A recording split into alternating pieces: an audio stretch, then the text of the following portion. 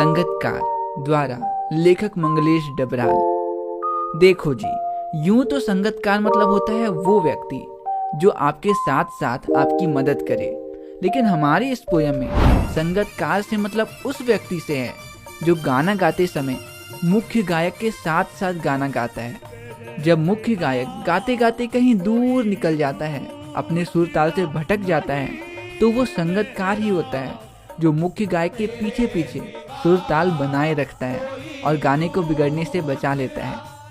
आज की हमारी ये पोयम इसी संगतकार के इम्पोर्टेंस के बारे में। तो चलिए जी, चैप्टर शुरू करते हैं। स्वैग से करेंगे सबका स्वागत। कुछ नहीं करोगे तुम मुन्ना। क्या बढ़िया था गुरु। हमारे इस चैप्टर को लेखक मंगलेश डबराल जी ने लिखा है। इस नाम को याद रखने के लिए आप ये याद रख सकते हो कि मंगल कार्यों में ढपली बजाई जाती है। मंगल से आप मंगलेश याद रख सकते हो और ढपली से डबराल। अच्छा जी, तो हमारी इस पोयम में टोटल 4 स्टैंजाज हैं और हर एक स्टैंजा की हम पहले एनिमेटेड समरी समझेंगे एंड देन उस स्टैंजा को वर्ड बाय वर्ड अच्छे से पढ़ेंगे। तो हमारे इस सबसे पहले स्टैंजा में कवि संगतकार के बारे में बताते हैं। वो कहते हैं, मुख्य गायक की चट्टान जैसी तेज और भारी आवाज के पीछे पीछे एक धीमी सी कमजोर सी आवाज होती है। वो आवाज है संगतकार की। ये संगतकार आमतौर पे मुख्य गायक का छोटा भाई या उसका शिष्य या कोई दूर का रिश्तेदार होता है जो काफी समय से मुख्य गायक के साथ साथ सुर में सुर मिलाता आया हो। इन्हीं बातों को कवि पहले स्टैंजा में लिखते हुए कहते हैं, मुख्य गायक के चट्टान जैसे भारी स्वर का साथ देती वह आवाज सुंदर, कमजोर, कांपती हुई थी। चट्टान जैसे भारी स्वर से कवि का तात्पर्य डोमिनेटिंग वॉइस से है, मतलब मुख्य गायक की वो आवाज जो सालों के एक्सपीरियंस से कॉन्फिडेंट, तेज और पावरफुल हो गई है। और उस भारी सी आवाज का साथ देती हुई एक सुंदर सी, हल्की सी, कमजोर और कम एक्सपीरियंस से कांपती हुई वो आवाज संगतकार की है। वह मुख्य गायक का छोटा भाई है या उसका शिष्य या पैदल चलकर सीखने आने वाला कोई दूर का रिश्तेदार।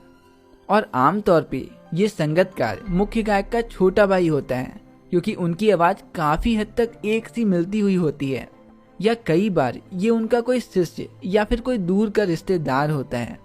मुख्य गायक की गरज में मतलब मुख्य गायक की उस तेज सी आवाज में वह अपनी गूंज मिलाता आया है, मतलब धीमी धीमी आवाज से मुख्य गायक के पीछे पीछे गाते आया है प्राचीन काल से, मतलब बहुत सालों से।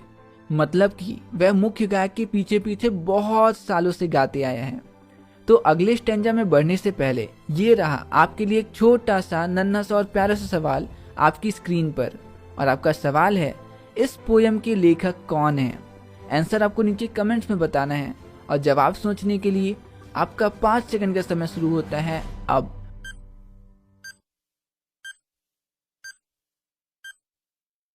और सही जवाब है लेखक मंगलेश डबराल। और ये नाम को याद रखने के लिए मैंने ट्रिक भी बताई थी, याद है ना? नहीं। तो वहीं हमारे अगले स्टैंजा में कवि मंगलेश डबराल जी कहते हैं, कई बार गायक गाने की किसी मुश्किल जगह पर गाते गाते भटक जाता है और जिस सुर ताल में गाने को गाया जाना था उससे बहुत दूर निकल जाता है। उस समय संगतकार ही गाने की लय और सुर ताल को संभाले रखता है, कुछ इस तरह जैसे मुख्य गायक अनजाने में अपना सामान गिराते हुए आगे बढ़ता चले जा रहा है और संगतकार सारे सामान को समेटता हुआ पीछे चला आ रहा है। और संगतकार जैसे मुख्य गायक के सुर ताल को संभालता है, उसे देखकर ऐसा लगता है जैसे संगतकार मुख्य गायक को उसका बचपन याद दिला रहा हो, जैसे जब वो बचपन में गाना सीख रहा था और गाने की लय से भटक जाता था तो उसके गुरु उसे सही लय में वापस लाते थे। इन्हीं बातों को कवि अगले स्टैंजा में लिखते हुए कहते हैं, गायक जब अंतरों की जटिल तानों के जंगल में खो चुका होता है। अंतरा मतलब होता है गाने के पैराग्राफ। जिस तरह कविता में स्टैंजाज होते हैं, ठीक उसी तरह गाने के स्टैंजा को हम प्यार से अंतरा कहते हैं। और जटिल तान मतलब होता है गानों के मुश्किल सुर ताल। मतलब कि जब मुख्य गायक गानों की मुश्किल सुर ताल में कहीं खो चुका होता है या अपने ही सरगम को लांघकर चला जाता है भटकता हुआ अनहद में। देखो जी, अब किसी भी गाने को एक ही ताल में गाया जाता है और इसे ही सरगम कहते हैं। लेकिन कई बार मुख्य गायक जिस सुर ताल में उस गाने को गा रहा है उसे लांघ जाता है, मतलब उससे आगे पीछे हो जाता है और चला जाता है भटकता हुआ एक अनहद में।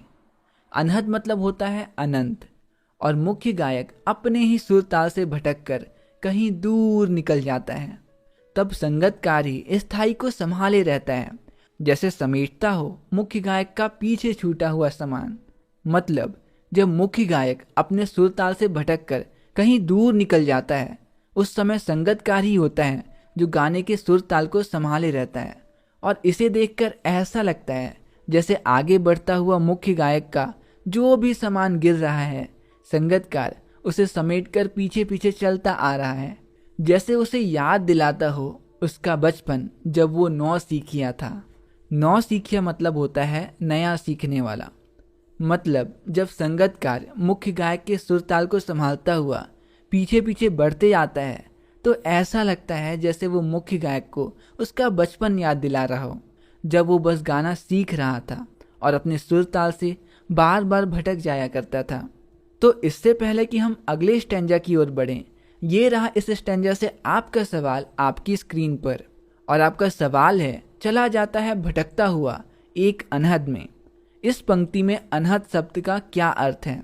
एंड आपके ऑप्शन हैं ऑप्शन ए अंत, ऑप्शन बी अनंत, ऑप्शन सी सुर ताल से भटकना, या ऑप्शन डी इनमें से कोई नहीं।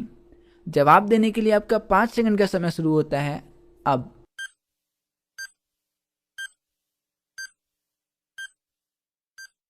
और सही जवाब है ऑप्शन बी अनंत। तो हमारे अगले स्टैंजा में कवि कहते हैं, जब मुख्य गायक गाने के बहुत ही ऊंचे स्वर को गाता है और स्वरों को गाते गाते उसका गला बैठने लगता है, उसके सुर ताल टूट कर गिरने लगते हैं जैसे जलती हुई लकड़ी से राख गिर रही हो।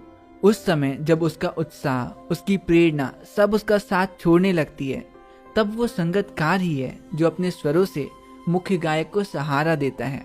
इन्हीं बातों को कवि अगले स्टैंजा में लिखते हुए कहते हैं, तार सप्तक में जब बैठने लगता है उसका गला, प्रेरणा साथ छोड़ती है, उत्साह अस्त होता हुआ। तार सप्तक मतलब होता है गाने का वो हिस्सा जो बहुत ही ऊंचे सुर ताल में गाया जाता है। मतलब जब मुख्य गायक गाने के ऊंचे स्वरों को गाता है तो उसका गला बैठने सा लगता है, उसकी प्रेरणा मतलब उसकी मोटिवेशन साथ छोड़ने लगती है, उसका उत्साह डूबने लगता है। आवाज जैसे राख जैसा कुछ गिरता हुआ, और आवाज से सुर ताल कुछ ऐसे टूटकर गिरने लगते हैं जैसे जलती हुई लकड़ी से राख। तभी मुख्य गायक को ढांढते बांधता कहीं से चला आता है संगतकार का स्वर। ढांढस मतलब होता है धैर्य देना। मतलब जब मुख्य गायक का सुर ताल टूटने लगता है तब मुख्य गायक को धैर्य बढ़ाता हुआ, मतलब तसल्ली देता हुआ कहीं से संगतकार का स्वर चला आता है।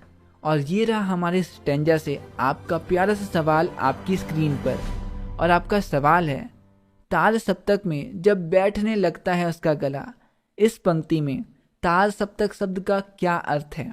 एंड आपके ऑप्शन हैं ऑप्शन ए सुर ताल, ऑप्शन बी गाते गाते, ऑप्शन सी ऊंचे स्वर, या ऑप्शन डी इनमें से कोई नहीं।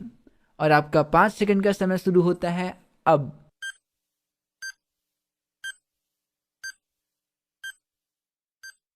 और सही जवाब है ऑप्शन सी ऊंचे स्वर। तो हमारे अगले और आखिरी काव्यांश में कवि कहते हैं, और कभी कभी तो संगतकार बस यूं ही गा देता है मुख्य गायक को यह एहसास दिलाने के लिए कि वो अकेला नहीं है, या फिर वो गाने के अंतरे को रिपीट कर देता है उसकी खूबसूरती और भी ज़्यादा बढ़ाने के लिए।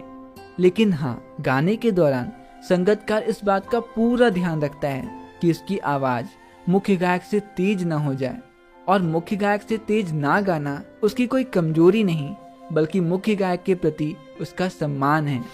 इन्हीं बातों को कवि हमारे आखिरी काव्यांश में लिखते हुए कहते हैं, कभी कभी वो यूं ही दे देता है उसका साथ, यह बताने के लिए कि वह अकेला नहीं। और कभी कभी तो संगतकार मुख्य गायक के पीछे पीछे बस यूं ही उसका साथ देने को गा देता है। और यह कि फिर से गाया जा सकता है गाया जा चुका राग, या फिर संगीतकार किसी गाए जा चुकी लाइंस को रिपीट कर देता है जिससे गाना और भी खूबसूरत हो जाता है। और उसकी आवाज़ में जो एक हिचक साफ सुनाई देती है या अपने स्वर को ऊंचा ना उठाने की जो कोशिश है, मतलब संगीतकार की आवाज़ में हमेशा एक हिचक होती है। उसे हमेशा ये डर होता है कि कहीं उसकी आवाज़ मुख्य गायक की आवाज़ से तेज ना हो जाए और वो गाने को बिगाड़ ना दे। उसे विफलता नहीं, उसकी मनुष्यता समझा जाना चाहिए। और मुख्य गायक से तेज ना गाना संगीतकार की कोई विफलता नहीं, कोई हार नहीं, बल्कि ये तो मुख्य गायक के प्रति उसकी मनुष्यता है। और ये रहा हमारी इस पोयम से आपके लिए आखिरी सवाल आपकी स्क्रीन पे। और आपका सवाल है, हमारे इस पोयम में कितने स्टैंजास थे? Option A 3, option B 4, option C 5 या ऑप्शन डी 6। जवाब देने के लिए आपका 5 सेकंड का समय शुरू होता है अब।